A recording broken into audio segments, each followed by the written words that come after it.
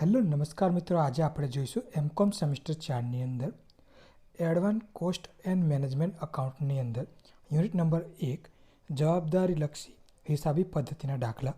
તો અહીં એક મોટા ઉત્પાદન સહજ ઉત્પાદન વિભાગે મે 2014ની નીચે મુજબની માહિતી આપી છે, જેની અંદર પ્રત્યક્ષ માલસામાન મંજૂરી, સમારકામ, નિભાવ ખર્ચ, સુપરવિઝન ખર્ચ, વપરાશી સ્ટોક, કારખાનાનું ભાડું, ઘસારો, ઓજારો, પાવર અને બળતણ અને વહીવટી ખર્ચા આપવામાં આવેલા છે, જે બજેટ મુજબ અને ખરેખર જે ખર્ચ થયો છે એની વિગતો અહીં આગળ આપવામાં આવેલી છે.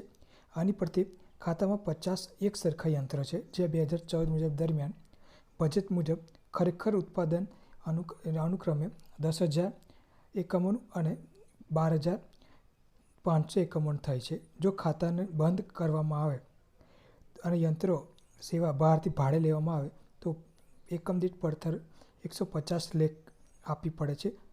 તો ખાતાકીય કામગીરીનું મૂલ્યાંકન દર્શાવતા અહેવાલો, જેની અંદર આપણે પડતર કેન્દ્ર, નફા કેન્દ્ર અને જવાબદારી કેન્દ્રનું ખાતું બનાવવું અને તેની ગણતરી કરીશું. તો હવે આપણે તેની ગણતરી સ્ટાર્ટ કરીએ. હવે આપણે ગણતરી સ્ટાર્ટ કરીએ. પહેલાં તો આપણે પડતર કેન્દ્ર આધારનું પત્રક બનાવીશું. તેની અંદર વિગત લખીશું. બજેટ મુજબના રૂપિયા, ખરેખર ઉત્પાદનમાં ધ્યાનના બજેટ ખર્ચ રૂપિયા અને ખરેખર રૂપિયા અને વિચલન, એમ 4-5 કોષ્ટક બનાવી દઈશું. હવે આપણે પહેલાં લખીશું ઉત્પાદન. તો ઉત્પાદનના એકમો કેટલા છે તો કે લખીશું ઉત્પાદનના એકમો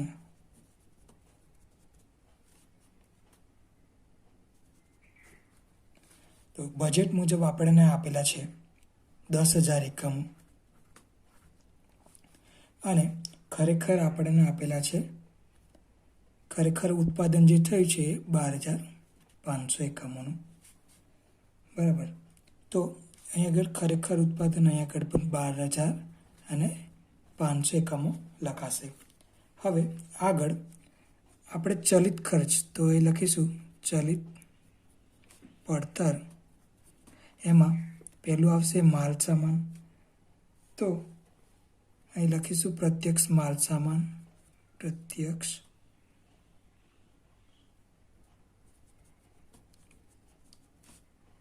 માલ સામાન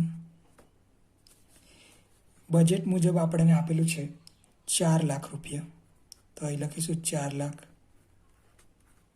અને ખરેખર જે ખર્ચ થયો છે એ 5,10,000 રૂપિયા એ આપણને કોષ્ટકમાં આપેલું છે. પછી પ્રત્યક્ષ મંજૂરી, તો અહીં લખીશું પ્રત્યક્ષ મંજૂરી, તે છે 2,50,000 રૂપિયા અને ખરેખર થયો છે 3,25,000 રૂપિયા. એવી જ રીતે સમારકામ અને નિભાવ ખર્ચ, તો અહીં લખીશું સમારકામ અને નિભાવ ખર્ચ, એ છે 1,00,000 રૂપિયા બજેટ મુજબ અને ખરેખર 1,20,000 રૂપિયા થયો છે. એવી રીતે વપરાશી સ્ટોર, તો લખીશું અહીં આગળ કે વપરાશી સ્ટોર્સ એ 75,000 રૂપિયા બજેટ મુજબ છે અને ખરેખર થયો છે 55,000 રૂપિયા. ઓજારો છે આપણા, એ ઓજારો 25,000ના છે બજેટ મુજબ અને ખરેખર 30,000 રૂપિયા ખર્ચો થયો છે. પાવર અને બળતણ, તો અહીં લખીશું પાવર અને બળતણ એ બજેટ મુજબ છે 1.5 લાખ, એટલે કે 1,50,000 અને ખરેખર 1,80,000 થયો છે. ઠીક છે. તો હવે ખરેખર ઉત્પાદનને ધ્યાનમાં લઈને બજેટનો ખર્ચો આપણે ગણવાનો છે, એટલે કે 12,500 એકમે કેટલો ખર્ચો થાય છે ઉત્પાદનનો તે ગણવાનું છે. તો તે ગણવા માટે આગળ આપેલું છે કે જો 10,000 એકમો હોય તો આપણને માલ સામાનના 4 લાખ રૂપિયા જેટલો ખર્ચ થાય છે.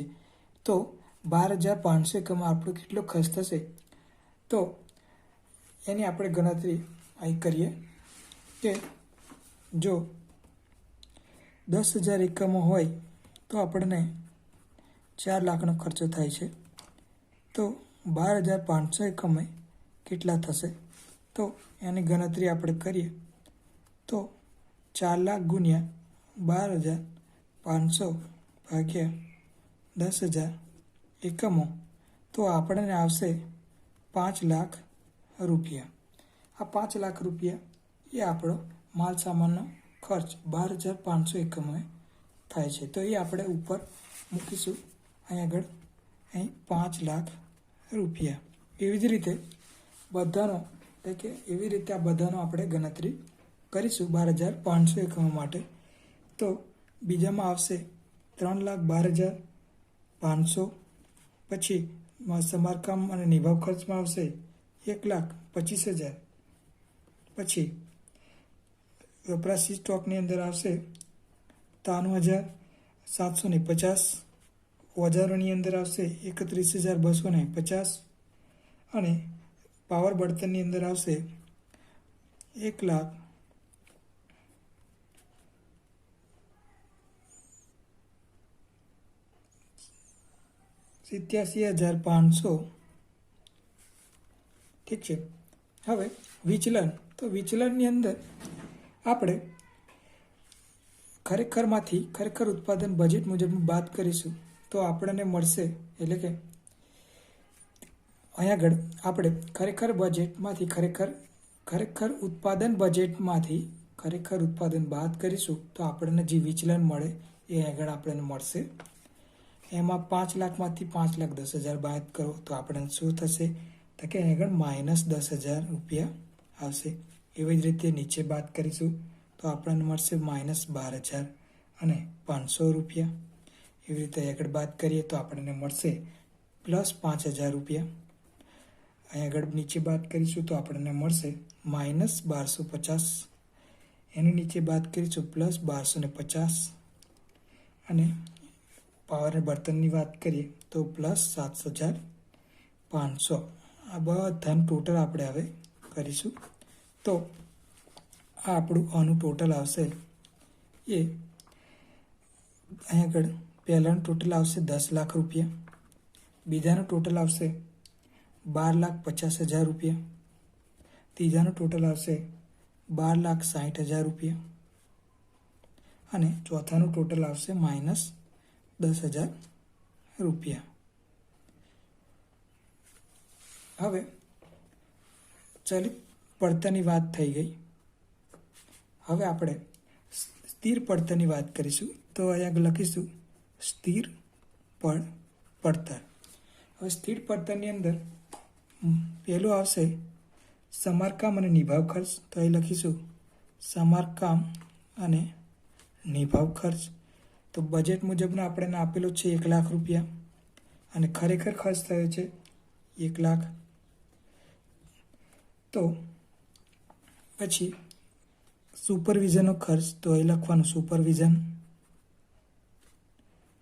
બજેટમાં આપેલો છે આપણને 1 લાખ રૂપિયા, ખરેખર ખર્ચ થયો છે 1,10,000 રૂપિયા. કારખાનાનું ભાડું, તો અહીં લખીશું કારખાનાનું ભાડું. તો બજેટ મુજબ આપણને આપેલું છે 50,000 રૂપિયા અને ખરેખર ખર્ચ થયો છે 1,10,000 રૂપિયાનો. કારખાનાનું ભાડું અહીં 50,000 રૂપિયા થયો છે. ઘસારો એ 1 લાખ રૂપિયા છે બજેટ મુજબ, જ્યારે ખરેખર ખર્ચ થયો છે 1 લાખ રૂપિયા. વહીવટી ખર્ચા, તો એ લખીશું વહીવટી ખર્ચા એ 2,50,000 બજેટ મુજબ છે, જ્યારે ખરેખર ખર્ચ 2,65,000નો થયો છે.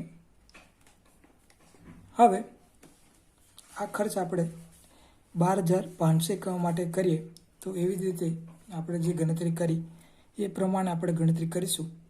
તો અહીં આગળ આપણને મળશે 1 લાખ રૂપિયા, બીજામાં પણ મળશે 1 લાખ રૂપિયા ત્રીજામાં મળશે આપણને 50,000 રૂપિયા, ઘસારો આપણો 1,00,000 રૂપિયા અને 2,50,000. ઠીક છે. તો હવે બે વચ્ચેનો ડિફરન્સ આપણે કાઢવાનો છે. તો પહેલામાં આવશે કશું નહીં, બીજામાં આવશે -10,000 રૂપિયા, ત્રીજામાં આવશે કશું નહીં, ચોથામાં નહીં આવે, પાંચમામાં આવશે -15,000 રૂપિયા. તો અહીંયા આગળ આ બધાને ટોટલ મારીશું તો આપણે આવશે છેલ્લામાં, એટલે કે શરૂઆત કરીએ તો પહેલામાં આવશે 6,00,000 રૂપિયા, બીજું ખરેખર ઉત્પાદન છે તેની અંદર પણ આવશે 6,00,000 રૂપિયા, ત્રીજામાં આવશે 6,25,000 અને છેલ્લામાં આવશે -25,000.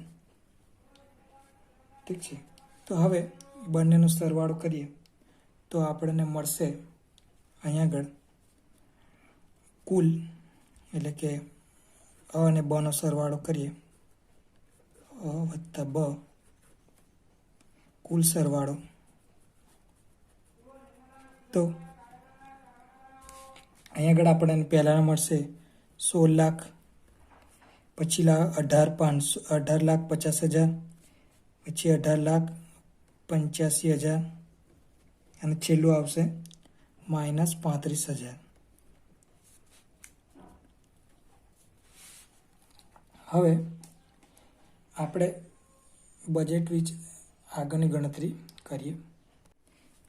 હવે આપણે બીજું શોધીશું કે બજેટ વિચલન અને કે ખર્ચ વિચલન બરાબર અહીં આગળ આવશે બજેટ મુજબનો ખર્ચ માઇનસ ખરેખર ખર્ચ, એટલે કે અહીં આગળ BC માઇનસ AC થશે. તો બજેટ મુજબનો ટોટલ 18,50,000 માંથી 18,85,000 બાદ કરીશું તો અહીં આગળ આપણને મળશે જવાબ -35,000 આવશે, પ્રતિ કહેવાશે. હવે બીજામાં નફા કેન્દ્રના આધારે જોઈએ તો નફા કેન્દ્રના આધારે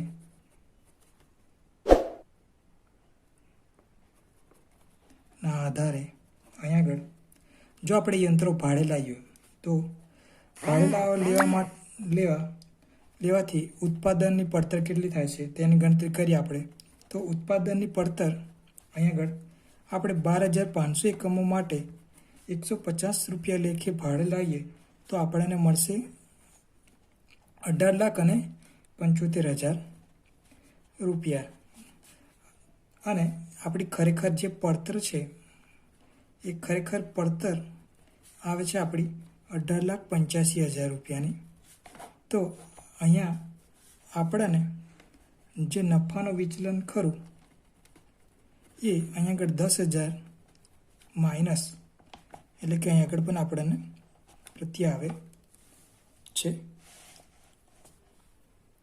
હવે આપણે જવાબદારી કેન્દ્રના આધારે ગણતરી કરીશું. હવે આપણે જવાબદારી આધાર કેન્દ્રના આધારે ગણતરી કરીશું. તો વિગત બજેટ મુજબ રૂપિયા, ખરેખર રૂપિયા અને વિચલન શોધીશું. તો અહીંયા આગળ આપણે પહેલાં તો અંકુશ પાત્ર છે એ વસ્તુ લખીશું. તો એ લખીશું પહેલાં અંકુશ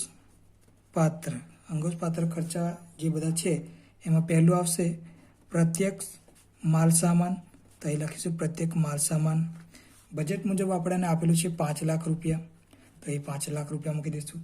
પછી આવશે પ્રત્યક્ષ મંજૂરી. તો પ્રત્યક્ષ મંજૂરી તે છે આપણી 3,12,000 રૂપિયા, 12,500. તો એ લખીશું 3,12,500. એવી જ રીતે આવશે સમારકામ અને નિભાવ ખર્ચ. તો એ લખીશું સમારકામ અને નિભાવ ખર્ચ. તો તે આવશે 2,25,000 રૂપિયા. પછી આવશે વપરાશ. અહીં વપરાશી સ્ટોક્સ, તો તે આવશે બજેટ મુજબના 93,750. પછી આવશે ઓજારો.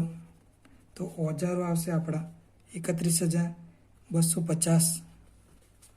પછી આવશે પાવર અને બળતણ તો તે આવશે 1,87,500. સુપરવિઝનનો ખર્ચ તો સુપરવિઝન એ 1,00,000 રૂપિયા.